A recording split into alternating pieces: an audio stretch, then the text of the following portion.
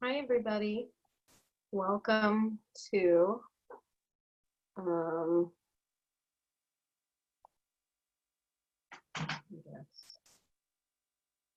gonna figure this out. So,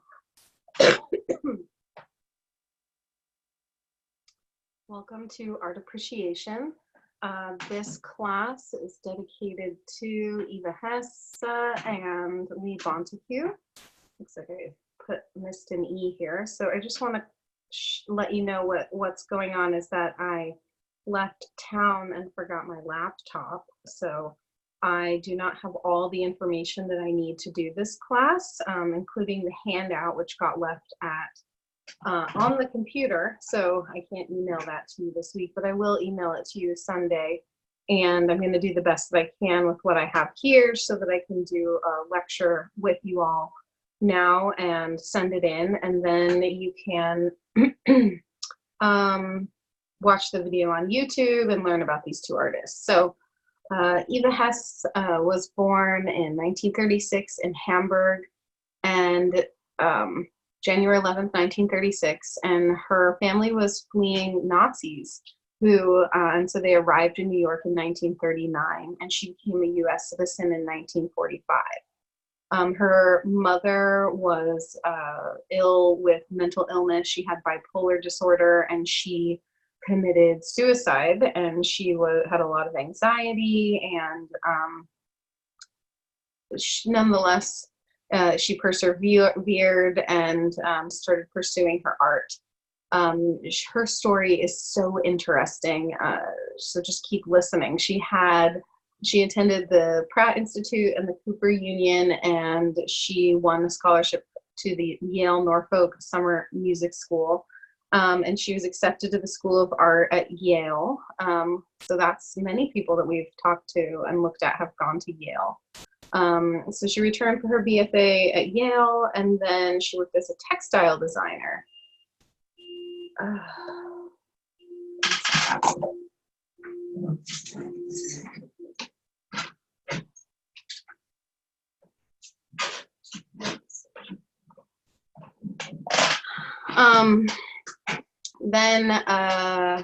So she was included in some group exhibitions, and she started making this art that was really out of the box, using found objects, using wire and untraditional materials like latex and rubber. So then she had her first solo show in New York, and she was included in the Brooklyn Museum and John Heller Gallery, and then she married a sculptor named Tom Doyle. I don't really know much about him. They separated, and then she was making these latex sculptures, and she started to get sick. And turns out she had a brain tumor, and she died in 1970. And she's sort of known as like a prodigy who lived a very short time and made an extreme amount of really unique and different art. If you can imagine, both of these people that we're talking about today are, one, women, and two, oh, I forgot I was going to show this video while I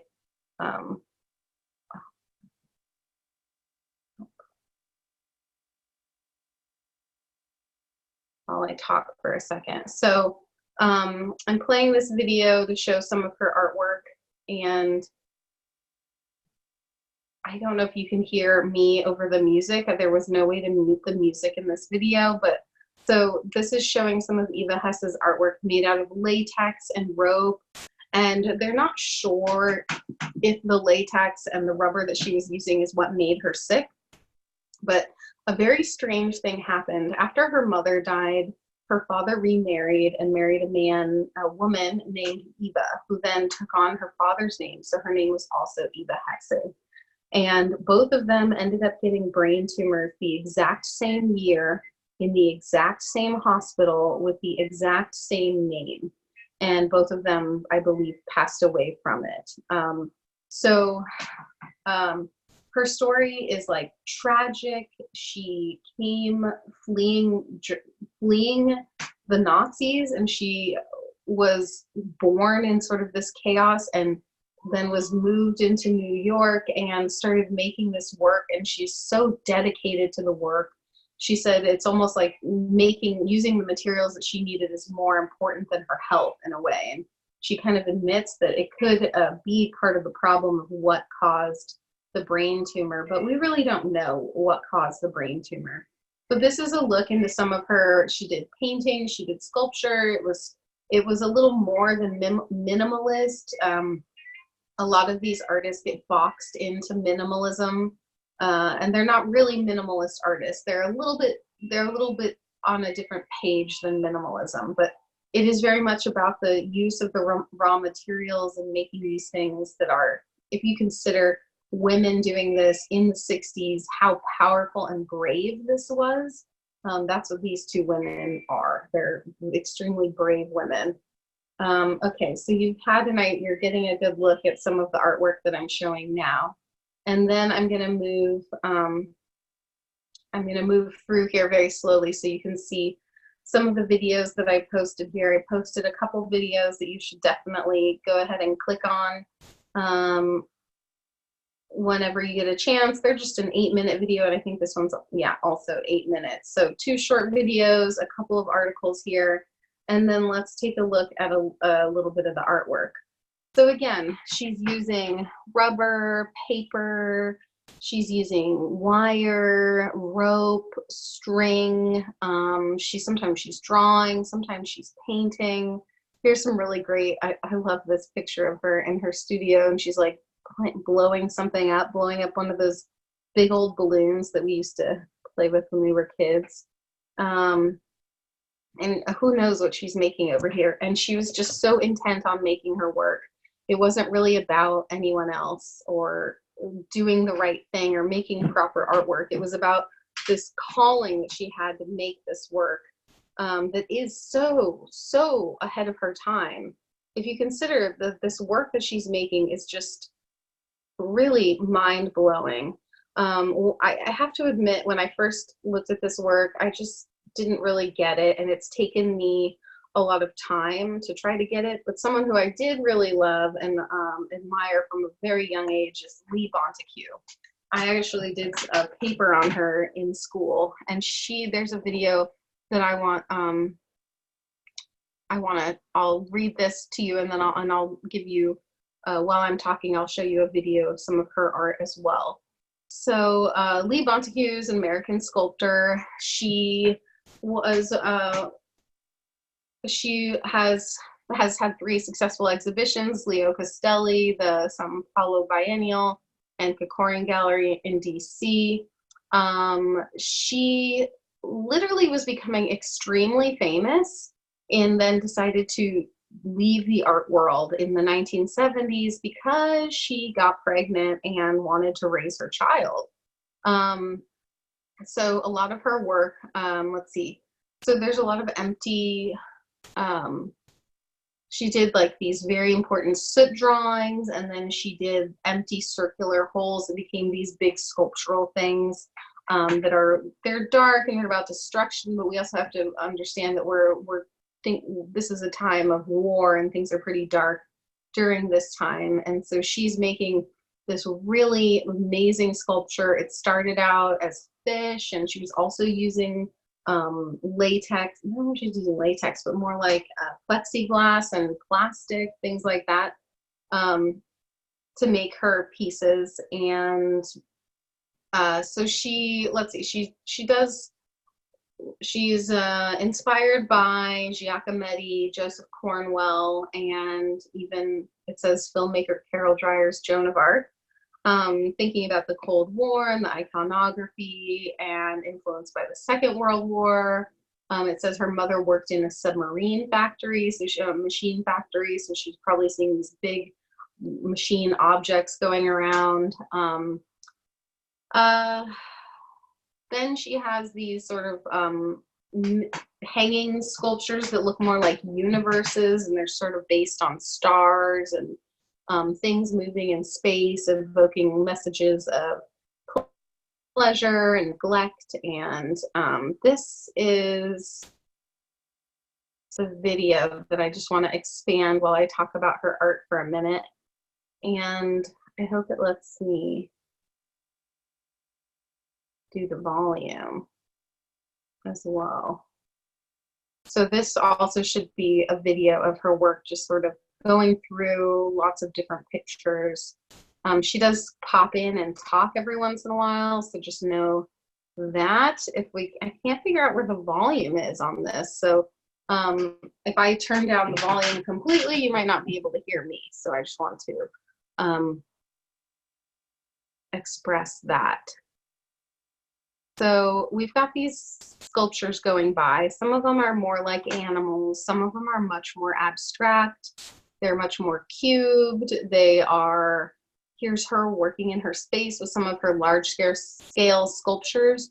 You can find these sculptures all over the country. I mean, it's really interesting to me, and this is something that I think about a lot as a woman artist. You know, what do you do when you have to have a family or kids, or be an artist, or do both? Some women don't end up raising their children if they decide to become an artist. Most women who become mothers then step away from their art, or they just don't have time. And how do you balance that and sort of figure that out? So this is one of her black holes, and she used sort of a black velvet in the back. They really are holes, but you can't tell. They're so dark in the space that you can't tell. There's no reflection, and it's because she used some sort of black velvet in them. And then there's wire and paper and things that are making them more three-dimensional. They're sort of like industrial, and they're made with browns and blacks and whites and creams, and they're really just very intense sculpture that are the other thing I like about them is they're not all freestanding sculpture, but they're almost like paint, and they're made out of canvas too. So these are wire and canvas, which is of painting. It's a material from painting, but she's then turned it into sculpture, but they're also still living on a wall. So they hang on a wall as almost like a relief, or they are a sculpture, but they're also done in sort of a painterly way. So these two artists, you have to understand, like, thinking about the times that they were doing this was basically at the same time, but Lee Bontecou left the art world in 1970 to pursue being a mother, and Eva Hesse died very young from a brain tumor. So neither of them had a very long career. Here's another great picture of Lee Bontecou in her studio. And some of these pieces, if you've ever been to the MoMA, you've probably seen them. The Met has them. Any MoMA has them. I shouldn't say any, but most of them, you can see these. And I really also love the drawings and the paintings. This is some of the soot drawings that I was talking about, where she's rubbing the charcoal or the soot onto the paper and leaving the whites. Here's another example with there's a lot of mouths that look like teeth and mouths coming into play. So these artworks, I feel, are very important for the time that they were made, when people are dealing with war and death and guns and bombs and machinery, and there's all these things going on. And then there's these moments of art happening that are almost like cellular and macular at the same time. Here's some of the more organic forms coming up with the clear plexiglass or whatever they're made of, melted resin or something. And she made fish and flowers, a whole bunch of them. And then she got into more of the abstract work, but also just the sheer amount of work both of these artists made in the short career that they had, and how much of a huge impact they've made in the world of art for being in the art world for such a short time. I really think both of these women are sort of geniuses. And gosh, I really would love to have seen what would have happened with another 30 years of art making. So this video is 10 minutes long, so I'm not going to continue showing it. But if you want to go back and look at all of these beautiful artworks that are sort of going through the screen as we talk, you can do that. So this is a very short version of what I was going to do for the class and explain the two artists with my PowerPoint, which I've made the mistake of leaving at home, along with your handout, but I will send it to you, and I really apologize for my own mess up of driving out of town without my laptop. Lesson learned there. So if you're interested, this is my favorite sculpture right here. You can look through these pieces, and if you know anything about either of these artists, or if you want to make a sculpture that's minimal or based in organic forms or made with wire or made with any of these things that I've been talking about so far, you're more than welcome to. Definitely watch the couple of videos that I have here.